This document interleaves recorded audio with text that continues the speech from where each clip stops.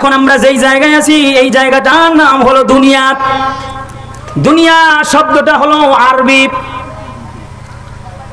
আদনা শব্দ থেকে দুনিয়া এসেছে। আদনা মানে হলো যার তেমন কোনো মূল্য নাই, যার তেমন কোনো দাম নাই, সেই জিনিসটাকেই বলা হয় আদনা। সেই জিনিসটা কি বলা হয়? আদনা। যেই জিনিসের মূল্য নাই, যেই জিনিসের দাম নাই, সেই জিনিসটাকে বলা হয় আদনা, কমা মানের জিনিস। সুতরাং এই দুনিয়ার মূল্য মহান আল্লাহ রব্বুল ইজ্জত ওয়াল জালালের কাছে সামান্য পরিমাণও নেই। একটা হাদিসের অনুবাদ যদি বলি তাহলে আমরা খুব সহজে বুঝতে পারবো। আমার নবী মুহাম্মদুর রাসূলুল্লাহ সাল্লাল্লাহু আলাইহি ওয়াসাল্লাম, সাউন্ড একটু বাড়াতে হবে, সাহাবায়ে কেরামদেরকে নিয়ে রাস্তা দিয়ে হাঁটতেছেন। হঠাৎ করে নবী আমার রাস্তার কিনারার মধ্যে একটা অপ্রাপ্তবয়স্ক পচা মরা দুর্গন্ধযুক্ত বকরির বাচ্চা রাস্তার পাশে দেখতে পেলেন। যেই বকরিটার উপরে মাছিগুলি ভন ভন ভন ভন করে উঠতেছে। সাউন্ড ক্লিয়ার করেন, আওয়াজ দিচ্ছে। নবী আমার সাহাবায়ে কেরামদেরকে দেখে দেখে বললেন, ও সাহাবীরা, তোমরা কি ওই পচা মরা দুর্গন্ধযুক্ত বকরির বাচ্চাটা দেখতে পাচ্ছ? সাহাবায়ে কেরাম বললেন, হ্যাঁ রাসূল, আমরা তো দেখতে পাচ্ছি। নবী আমার ডেকে বললেন, ও সাহাবীরা, ওই বকরিটাকে তোমরা কত দিনার অথবা দিরহাম দিয়া কিনবে? কি বলেন, কেউ কিনবে? একদিকে অপ্রাপ্তবয়স্ক বাচ্চা, আর একদিকে মরা পচা দুর্গন্ধযুক্ত মাছি ভন ভন করে উঠছে, এটাকে কেউ টাকা দিয়ে কিনবে? আমার নবী বললেন, ও সাহাবীরা, তোমাদের ভিতরে কেউ যেমন এই পচা মরা দুর্গন্ধযুক্ত বকরিটাকে কোনো মূল্য দিয়া কিনবে না। এই বকরিটার মূল্য তোমাদের কাছে যেমন মূল্যহীন, ঠিক আল্লাহর কাছেও এই দুনিয়াটা হলো মূল্যহীন একটা জায়গা। আল্লাহু আকবার। এই দুনিয়ার প্রতি মহব্বত বাড়ানো যাবে না।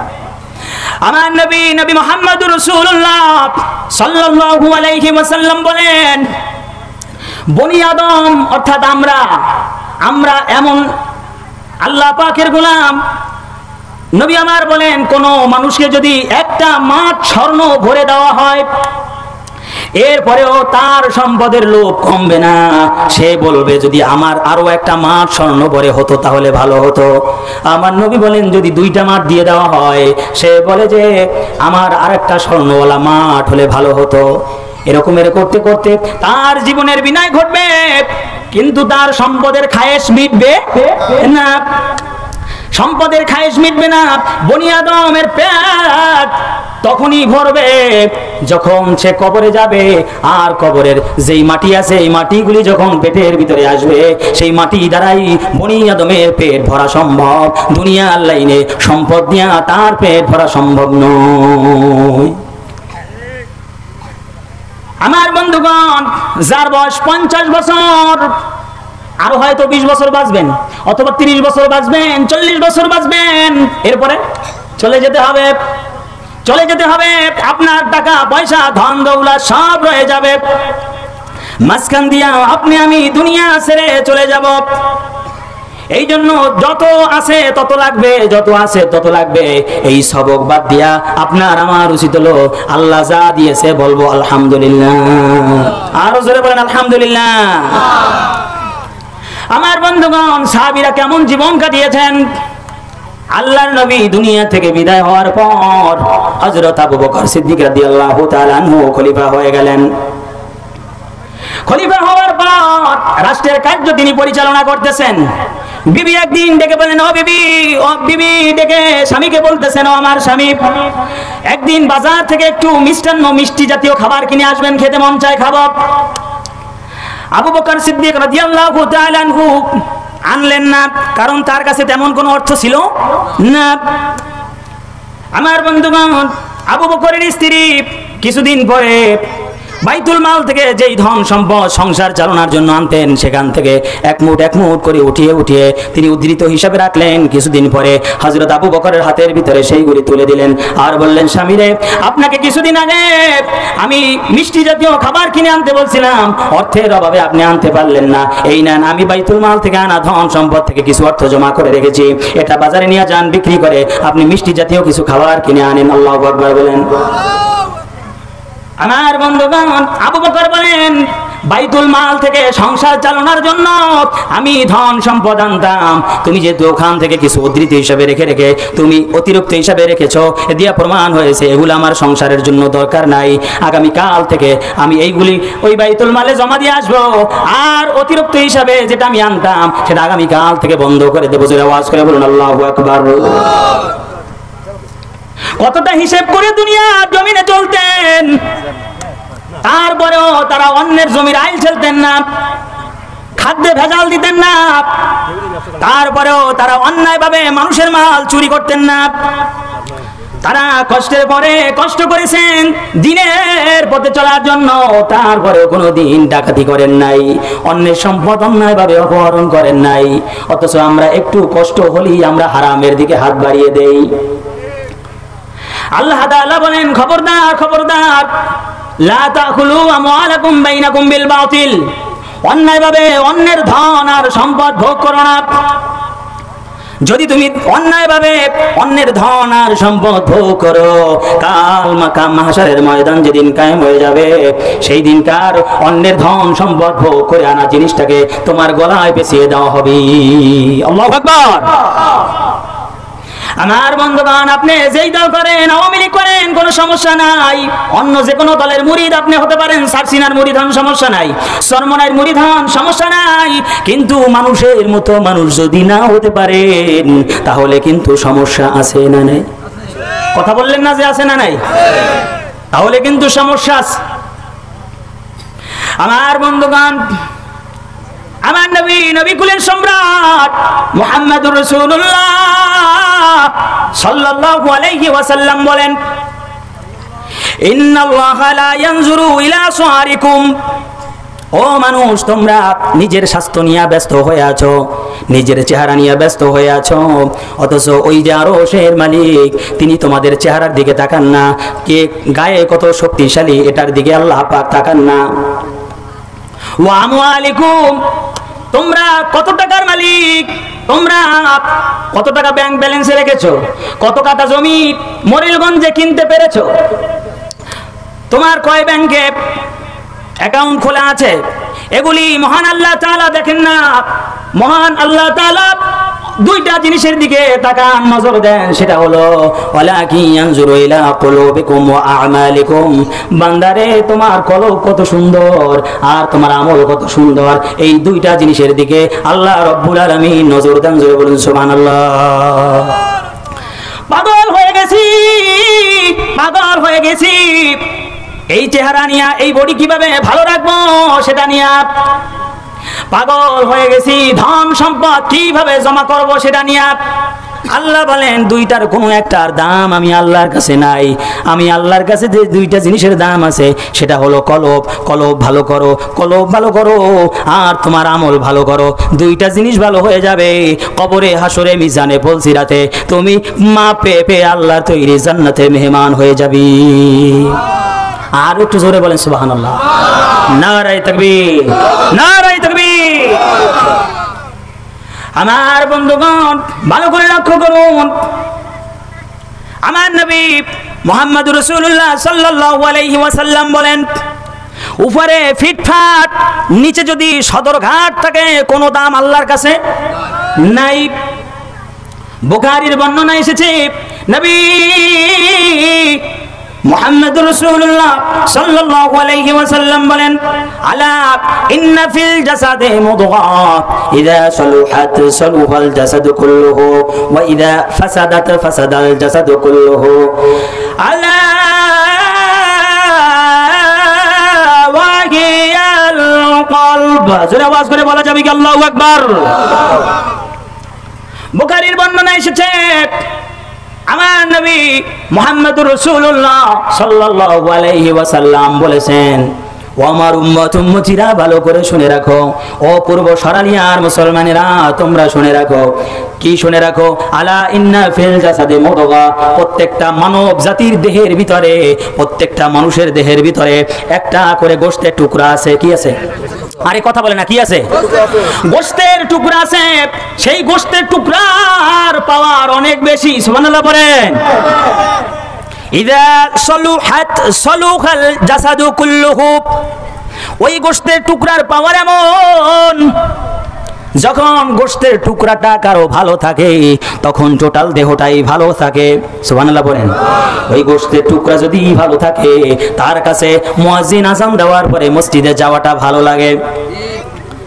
ওই গোশতের টুকরাটা যদি ভালো থাকে, রমজান মাস আসলে পরে রোজা রাখতে মনে চায়। ওই গোশতের টুকরা যদি ভালো থাকে তাহলে রাতের বেলায় দাঁড়ায়া দাঁড়ায়া তাহাজ্জুদের সালাত আদায় করতেও মন চায়। সুবহানাল্লাহ বলেন। ওই গোশতের টুকরা পাওয়ার কত জানো? নবী করিম সাল্লাল্লাহু আলাইহি ওয়াসাল্লাম বলেন, ওই গোশতের টুকরা যার ভালো থাকে সালাম নিতে চায় না, বরং দেওয়ার জন্য লোক খোঁজে, দাড়িওয়ালা টুপিওয়ালা খোঁজে। যার গোশতের টুকরাটা ভালো আছে সে পর্দা করে, সে একটা মাস রোজা রেখে মার্কেটের জন্য মহিলা হয়ে বাজারে যায় না। আপনাদের মা বোনেরা মনে হয় বাজারে যায় নাই। আল্লাহ বলেন রোজা দিয়েছি যাতে করে মুত্তাকি হতে পারো। মুত্তাকি কি জিনিস? আল্লাহর ভয় অন্তরে জমা করা। 25 রমজান পর্যন্ত সে আল্লাহর ভয় রোজা রাখার মাধ্যমে অর্জন করেছে।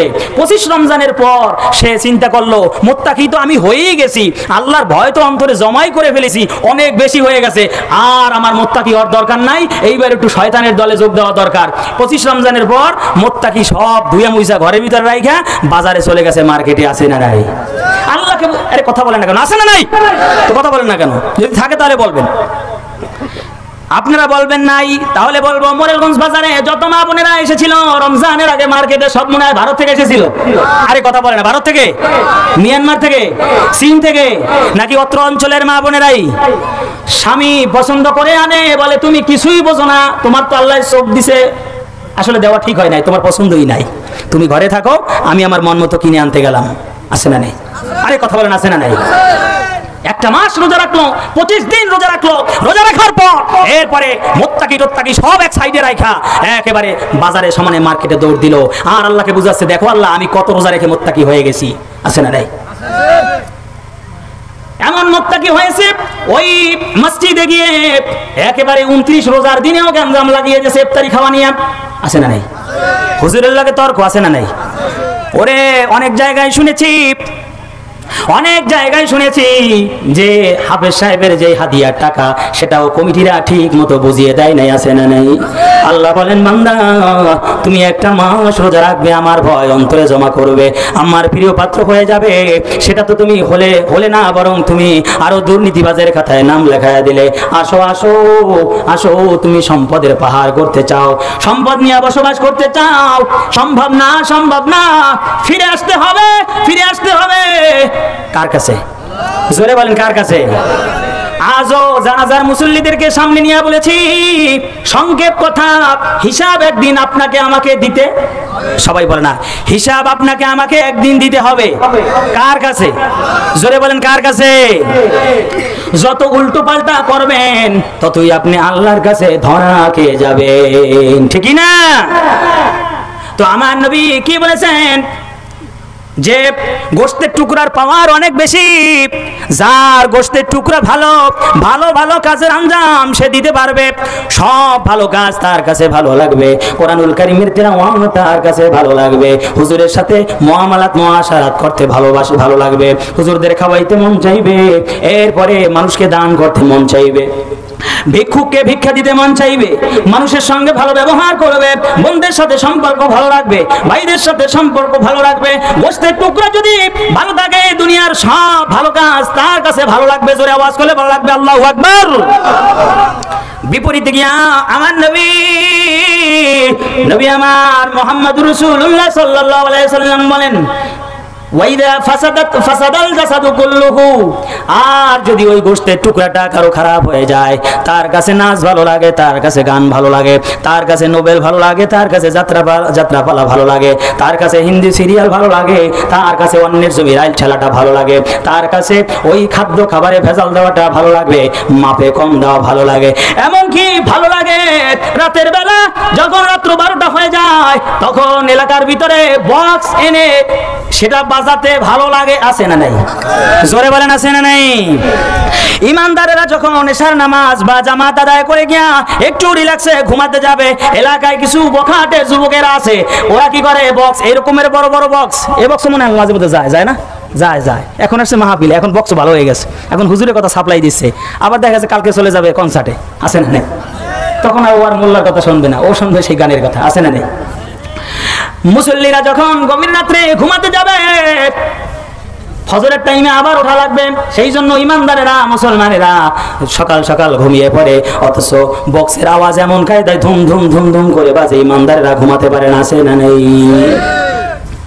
ইমানদারেরা কয় কোন এলাকার কোন পাগলটা এই বক্স বাজায়? কারণ ইমানদারের কাছে ভালো লাগে না, তার ওই গোশতের টুকরাটা ভালো, তার কাছে গান বাজনা ভালো লাগে না।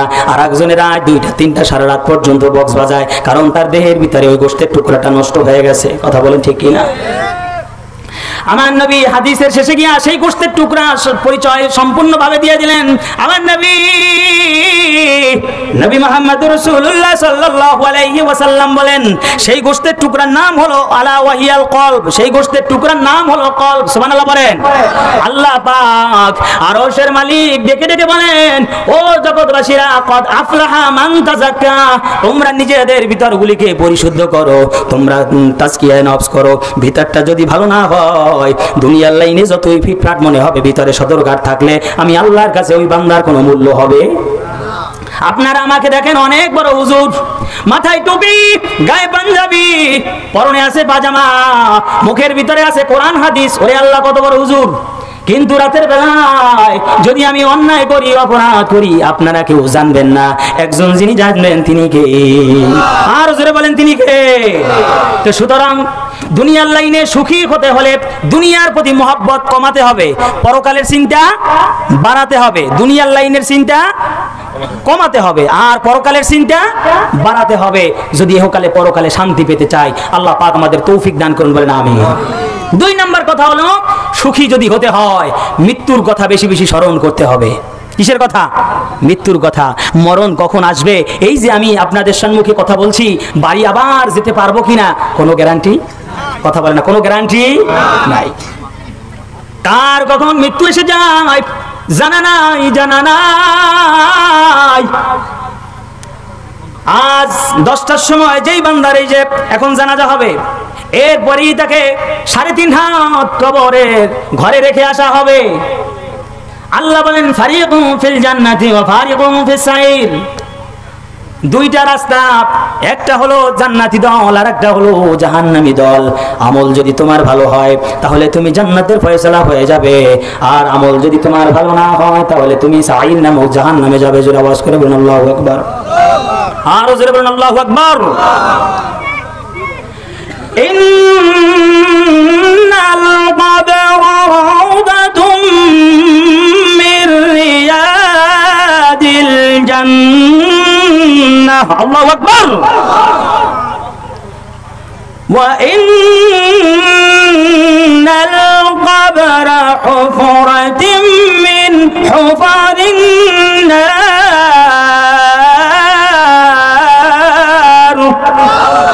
একটু কণ্ঠ খুলে সকলে বলবেন আল্লাহু আকবার। এই পাশের বাইরে তো বলেন না, জোরে বলুন আল্লাহু আকবার। আমার নবী মুহাম্মদুর রাসূলুল্লাহ সাল্লাল্লাহু আলাইহি ওয়াসাল্লাম বলেন, এই পৃথিবীতে যত মানুষকে কবরে রাখা হবে, যদি লোকের আমল ভালো হয়, যদি কাজ ভালো করে থাকে, তাহলে রাউদাতুম মির রিয়াজিল জান্নাত। আর কবরটা 3.5 হাত শুধু কবর থাকবে না, ওটা মাটির ঘর থাকবে না, ওটা জান্নাতের একটা টুকরায় পরিণত যিনি করে দিবেন তিনি কে? সবাই তো বললেন না, জবান ছেড়ে দিয়ে বলুন আল্লাহু আকবার। আমার নবী নবী মুহাম্মদুর রাসূলুল্লাহ সাল্লাল্লাহু আলাইহি ওয়াসাল্লাম বলেন, দুনিয়ার মানুষ দেখবে জানো তাকে 3.5 হাত কবরে ফেলে এসেছি, আসলে ওটা 3.5 হাত কবর থাকবে না, ওটা জান্নাতের একটা টুকরায় পরিণত হয়ে যাবে। জোরে আওয়াজ করে বলুন আল্লাহু আকবার। আর যদি লোকটা বাটপার হয়, আর যদি চিটার হয়, যদি অন্যায়কারী হয়ে থাকে, অপরাধী হয়ে থাকে, আমার নবী মুহাম্মদুর রাসূলুল্লাহ সাল্লাল্লাহু আলাইহি সাল্লাম বলেন, ওয়াইনাল কবরা হুফরাতুম মিন হুফারিন নার, তাহলে ওই বান্দার কবরটা 3.5 হাত মাটির কবর থাকবে না, ওটা জাহান্নামের একটা টুকরায় পরিণত হয়ে যাবে। নাউজুবিল্লাহ পড়েন, আরো জোরে বলেন। এখন ভালো করবেন না খারাপ করবেন সেটা একান্তই আপনার আমার ব্যাপার, ঠিক কিনা বলেন? যদি আমি ভালো করি আমার কবরটা কিসের টুকরো হয়ে যাবে? জান্নাতের টুকরো হয়ে যাবে। আর যদি আমার কাজ হয় 2 নম্বরই, তাহলে আমার কবরটা হয়ে যাবে জাহান্নামের টুকরা। মা বোনদেরকে বলি, ও মা বোন, দুনিয়ার জীবন খুবই সংক্ষেপ, খুবই সংক্ষেপ, চলে যেতে হবে, চলে যেতে হবে। দুনিয়ার জীবন শেষ হয়ে যাওয়ার আগে আমরা আমাদের আমলগুলি ভালো করে নেই, যাতে করে আমাদের কবরটা জান্নাতের টুকরা হয়ে যায়। আল্লাহ যেন কবুল করে নেন, আমরা জোরে বলি আমিন। আরো জোরে বলেন আমিন। আমার বন্ধুগণ, মৃত্যু মৃত্যু কাউকে ছাড় দিবে না। এই যে আপনাদের একজন চেয়ারম্যান, নাম কি? শাহাবুদ্দিন চেয়ারম্যান আছে, চলে গেছেন দুনিয়া থেকে, চেয়ারম্যান হিসেবেও ছাড় পান নাই, এমপিও পাবে না, মন্ত্রীও পাবে না, মিনিস্টারও পাবে না, প্রধানমন্ত্রীও পাবে না। আল্লাহ বলেন, পৃথিবীতে জন্ম যেই নিয়েছে আমার সিদ্ধান্ত মেনে নিতে হবে, কবর জগতে তাকে চলে যেতেই হবে।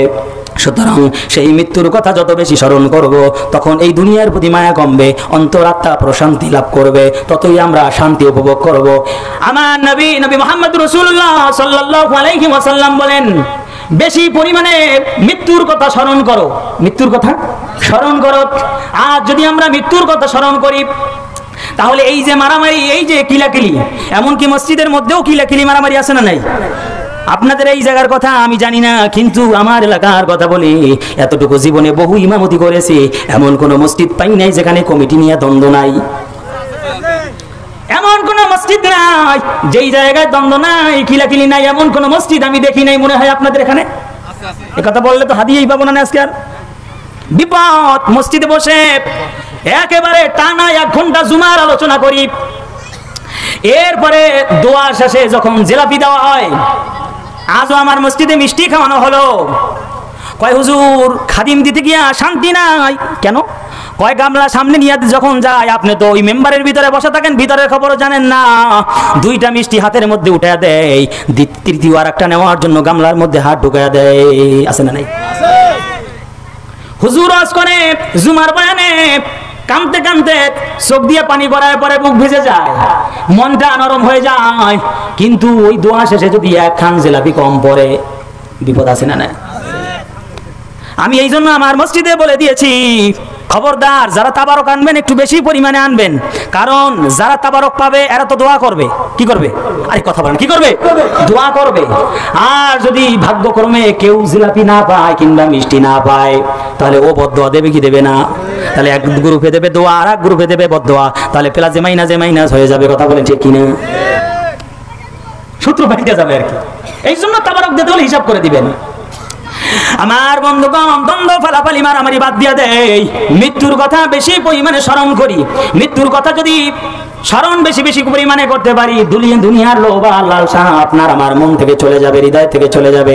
দুনিয়ার সব আয়োজন বৃথা, দুনিয়ার সব আয়োজন বৃথা। এটা যদি মনে করতে পারি, তাহলে অন্তরে শান্তি পাবেন, রাতের বেলায় ঘুম ভালো হবে। কি ভালো হবে? ঘুম ভালো হবে। এ দুনিয়া ছেড়ে চলে যাব একদিন, মায়ারি বাঁধন ভেঙে যাবে একদিন। আসব না আমি আর এ ভুবনে কোনোদিন, আসব না আমি আর এ ভুবনে কোনোদিন। এ দুনিয়া ছেড়ে চলে যাব একদিন, মায়ারি বাঁধন ভেঙে যাব একদিন। আসব না আমি আর এ ভুবনে কোনোদিন, আসব না আমি আর এ ভুবনে কোনোদিন। এ দুনিয়া ছেড়ে চলে যাব একদিন। আমার বন্ধুগণ, দুনিয়া তো ছেড়ে যেতে হবে। বিশ্বাস করেন, আমার দুই নয়নে কত লোক দেখলাম জীবনে বহু দৌড় মারলো, ঝাঁপ মারলো, কাপ মারলো, মারামারি করলো, হাঙ্গামা দাঙ্গামা বহুত করলো, পদের জন্য সম্পদের জন্য বহুত করলো, শেষ জীবনে অচল হয়ে বিছানায় পড়ে রইলো। কেউ এলাকার ভালো বলে না, কেউ ভালো বলে না। এমনও দেখেছি আমিনগিরি করে। আমিনগিরি, আমিন মানে কি? জায়গা মাপে। একেবারে 6 নয় এমন কোন জায়গা নাই যে করে নাই। শেষ বয়সে মসজিদে গিয়া আল্লাহ আল্লাহ আল্লাহ আল্লাহ 1 মিনিটে 1000 বার আল্লাহর নাম নেয়, লাভ আছে? দ্বন্দ্ব লাগায়া লাগায়া দুনিয়া থেকে আল্লাহর বান্দা বিদায় হয়ে গিয়েছে, কবরে রেখে দেওয়া হয়েছে। কবর রেখে দেওয়ার পর একটু দূরে গিয়েই মানুষ সমালোচনা করে। এই দুনিয়ার জীবনে তার আশাটা বৃথা হয়ে গেছে। কারণ হলো, মৃত্যুর পরে যদি আপনার কেউ ঠিকভাবে আপনার বদনাম করে, তাহলে দুনিয়ার জীবনে আপনার আশাটা ব্যর্থ হয়ে গেছে। কথা বলেন ঠিক কিনা? সুতরাং আমরা মৃত্যুর কথা বেশি বেশি পরিমাণে স্মরণ করব, যাতে করে আমরা এই জগতে মাপ পেতে পারি, আর পরকালেও আমরা মাপ পাইতে পারি, ক্ষমা পেয়ে আল্লাহর তৈরি জান্নাতে যেতে পারি। আল্লাহ পাক কবুল করেন, বলেন আমিন। 3 নম্বরে হলো, দুনিয়ার লাইনে সুখী হতে হলে আপনার আমার আমল নামায় যেই পাপ আছে, যেই গুনাহ আছে, সেই পাপ থেকে, গুনাহ থেকে ক্ষমা চাইতে হবে একজনের কাছে। তিনি কে? জোরে বলেন, তিনি কে? এই ময়দানে আমরা যারা আছি, কেউ তো হাত তুলে বলতে পারবো না যে হুজুর আমার কোনো কারেন্ট আসছে, একটু জিকির করি লা ইলাহা ইল্লাল্লাহ।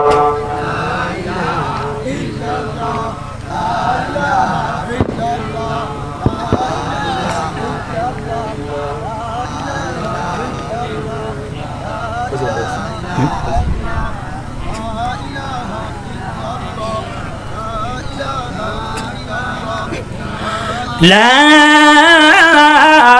ইলাহা ইল্লাল্লাহু মুহাম্মাদুর রাসূলুল্লাহ সাল্লাল্লাহু আলাইহি ওয়াসাল্লাম।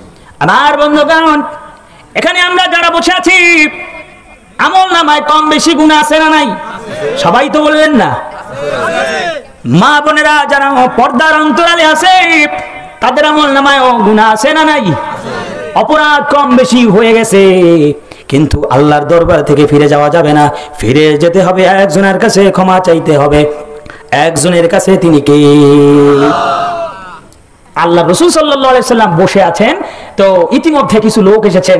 একজনে বললেন যে হুজুর আমি জিনা করে ফেলেছি। আরেকজনে বলল হুজুর জীবনে সত্য কথাই বলি নাই।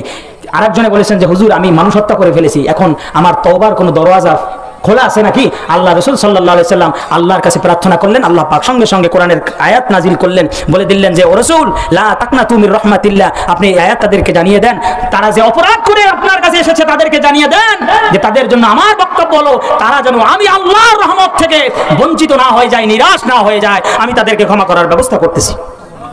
আল্লাহু আকবার। সুতরাং আমাদের আমল নামায় যে গুনাহ আছে, ক্ষমা চাইতে হবে আল্লাহর কাছে। যদি আমরা ক্ষমা চাইতে পারি, তাহলে তিনি আমাদের গুনাহ ক্ষমা করে দেবেন। আল্লাহু আকবার। এই যে বৃষ্টি হচ্ছে না, মোরেলগঞ্জ সহ সারা বাংলাদেশে নামাজ তো কম হলো না, নামাজ কম হলো না, কিন্তু বৃষ্টি হচ্ছে না। আমি আপনাদের কাছে জানতে চাই, আল্লাহ পাক সূরাতুন নূহের ভিতরে বলেছেন যে বান্দা যখন অপরাধ করে আর ক্ষমা চায়, তখন আমি আল্লাহ পাক তাদের উপরে খুশি হয়ে বৃষ্টি নাজিল করে দেই। সবাই একটু সুবহানাল্লাহ করে না? বৃষ্টি নাজিল করে দেই। আচ্ছা, নূহ আলাইহিস সালাতু ওয়াস সালামের বক্তব্য ছিল যে আমার কওমের লোকেরা, আল্লাহর বক্তব্য হলো আল্লাহ তাআলা বলেছেন যে তোমরা যে পাপ করে ফেলেছো, তোমরা যদি ফিরে আসো তাহলে তোমাদের জন্য আল্লাহ পাক আসমান থেকে সঙ্গে সঙ্গে বৃষ্টি নাজিল করবেন। সুবহানাল্লাহ পড়েন।